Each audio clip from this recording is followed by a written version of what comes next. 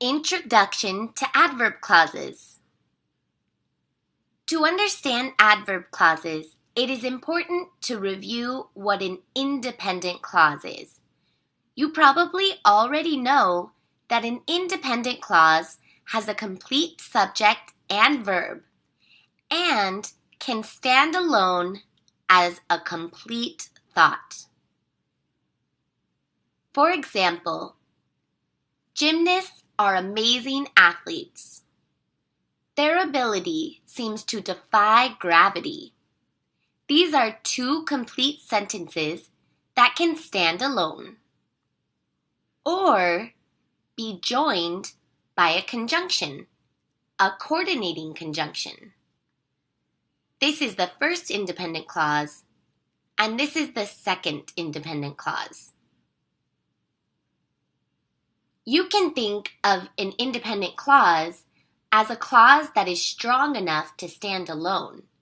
Just like me and this wall, we are independent of each other. When I'm standing on my own 2 feet, I don't need any support to stay upright. A dependent clause, like an independent clause, has a subject and a verb. However, unlike an independent clause, it cannot stand alone and is an incomplete thought.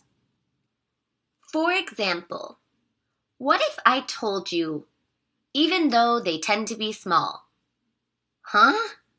That doesn't make any sense.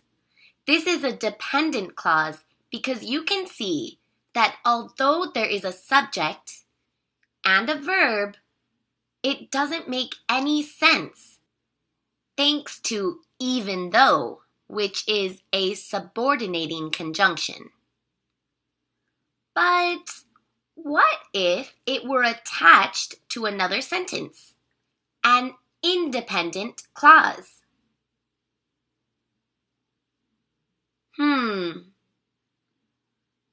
Okay, now that makes sense. Most gymnasts are very strong, even though they tend to be small. When an independent clause and a dependent clause come together to make a sentence, the sentence is called a complex sentence.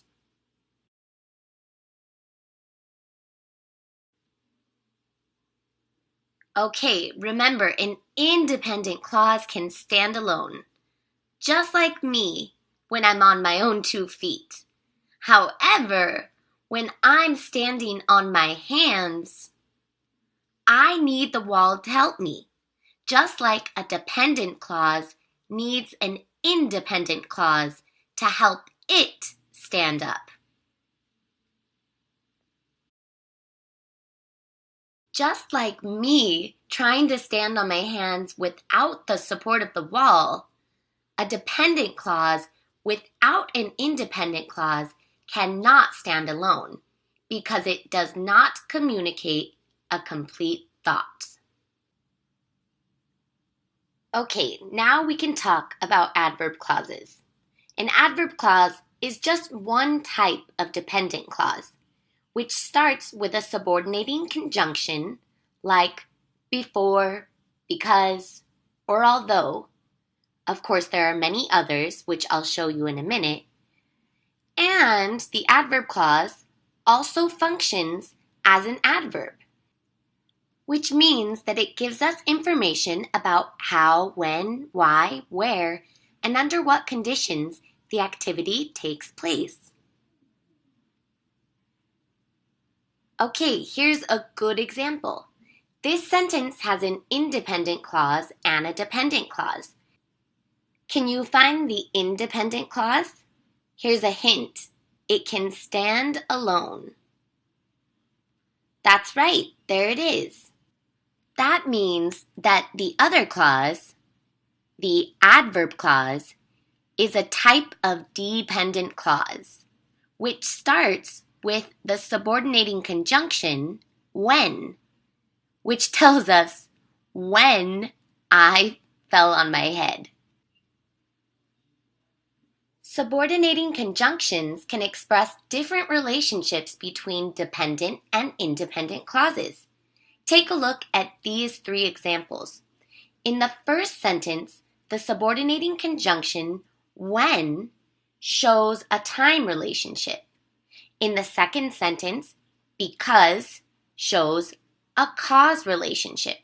And finally, the subordinator even though in the third sentence shows an unexpected result, or what some people call a concession. There are other relationships that we can express with subordinating conjunctions in adverb clauses. However, you will learn about that in the next lesson.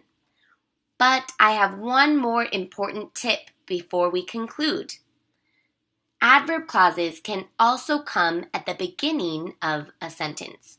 For example, when I tried to stand on my hands, I fell on my head. Or, because I tried to stand on my hands, I fell on my head. And finally, even though I have strong arms, I fell on my head. Here's a quick look at a long list of subordinating conjunctions that might precede adverb clauses. In the next lesson, we'll take a closer look at how to use these different subordinators, and we'll also talk about punctuation. Thanks for listening.